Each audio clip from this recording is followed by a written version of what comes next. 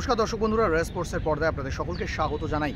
কলকাতা লিগের গ্রুপ শীর্ষে থাকা মামনি পাঠচক্রর কাছে 1-0 গোলে পরাজিত ইস্টবেঙ্গল এবং সেই পরাজয়ে ইস্টবেঙ্গল যেমন মামনি পাঠচক্রর কাছে আটকে গেল, বলা ভালো মামনি পাঠচক্রের গোলরক্ষক অর্ণব দাসের কাছেই যেন আজকে আটকে গেল লাল হলুদ ব্রিগেড। এই খবরটা আপনারা সকলেই জানেন যে অর্ণব দাস দুদিন আগেই তার মাকে হারিয়ে ফুটবলের মাঠে আজকে নেমেছিলেন মামনি পাঠচক্রের হয়ে, এবং এই লড়াইটা বোধহয় ফুটবলের ময়দানেই দেখা যায়। নিজের দুঃখ ভুলতে প্রিয় ফুটবলকেই আঁকড়ে ধরেছিলেন এবং আজকে 90 মিনিট জুড়ে যে ফুটবলটা অর্ণব উপহার দিলেন সেটা বোধহয় বহুদিন মনে থাকবে বাংলার ফুটবল প্রেমীদের। অর্ণবের এই দুরন্ত পারফরমেন্স, ম্যাচের একেবারে শেষ দিকে আমান সিকের একটি দুরন্ত শট রুখে দিলেন।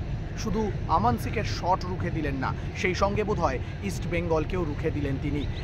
মাঠে নামার আগেই আমরা জানতে পেরেছিলাম যে ইস্টবেঙ্গলের এই ম্যাচটাকে তিনি তার দুঃখ ভোলার বড় অস্ত্র হিসেবে বেছে নিয়েছেন, কারণ যে মানুষটা দুদিন আগে তার মাকে হারিয়েছেন তার বোধহয় সেই মানসিকতা থাকে না মাঠে নেমে ফুটবল খেলার, কিন্তু নিজের পেশা, নিজের ভালোবাসাকে ভুলতে পারেননি অর্ণব দাস। তাই মামনি পাঠচক্রের জার্সি গায়ে চাপিয়ে ইস্টবেঙ্গলের মতো বড় দলের বিরুদ্ধে মাঠে নেমেছিলেন। অবশ্যই তার কাছে চ্যালেঞ্জ ছিল নিজেকে প্রমাণ করলেন। একটাও গোল হজম করলেন না, সেই সঙ্গে বারবার ইস্টবেঙ্গলের আক্রমণ রুখে দিলেন। ম্যাচ শেষে তিনি কিন্তু আজকের ম্যাচের সেরা নির্বাচিত হলেন, অর্থাৎ এই সেরা পারফরমেন্সটা বোধহয় আজকের ম্যাচের জন্যই তুলে রেখেছিলেন অর্ণব দাস।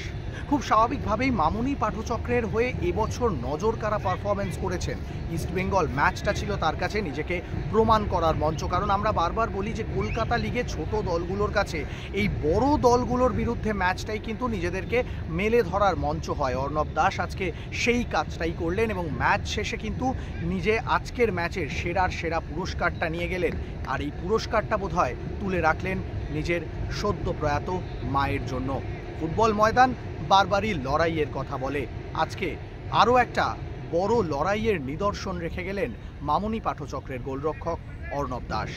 চলুন শুনে নেওয়া যাক ম্যাচ শেষে কি বললেন মামনি পাঠচক্রের গোলরক্ষক অর্ণব দাস। এই ম্যান অফ দ্য ম্যাচটা কাকে ডেডিকেট? মা বাবা দুজন।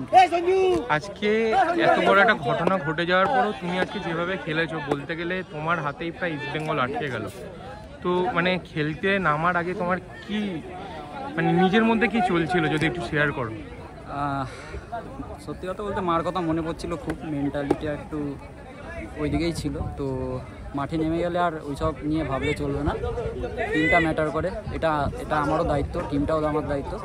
তো আমার একার জন্য না, পুরো টিমের জন্য আজকে আমরা জিতেছি। আমান সিকের যে লাস্ট শটটা তুমি সেভ করলে, সেভ করার পরে একটা তোমার মধ্যে উচ্ছ্বাস দেখা গেল, মানে ওইটার সময় কি তখন কি মায়ের কথাটা আরও বেশি করে মনে পড়ছিল? হ্যাঁ, বলতে পারো ওরকমই, কিন্তু নেক্সট টাইম কিছু আর বলতে পারছি। এই সমস্ত প্লেয়াররা তোমাকে জড়িয়ে ধরে একটা সান্ত্বনা দিচ্ছে, এটা নিয়ে কি বলবো, একটা পরিবার হয়ে উঠেছে সবাই। এটা আমারই পরিবার, ইউনাইটেড থেকে আমি ছোটোবেলা থেকে আছি, ডেভেলপমেন্ট টিম থেকে। তো এটা আমারও পরিবার।